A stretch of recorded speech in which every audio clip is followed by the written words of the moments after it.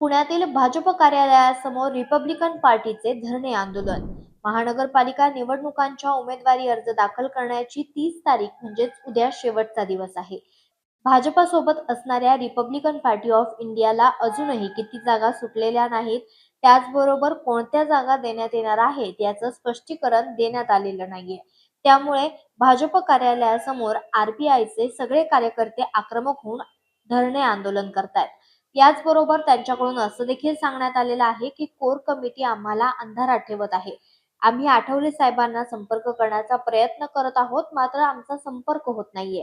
जोपर्यंत आम्हाला भाजप जागा वाटपाच्या संदर्भात झालेला संभ्रम दूर करत नाही, त्याचबरोबर सन्मानपूर्वक जागा देत नाही, तोपर्यंत आम्ही या भाजप कार्यालयासमोरून उठणार नाही, असा आक्रमक पवित्रा त्यांनी घेतलाय. लोकनायक न्यूज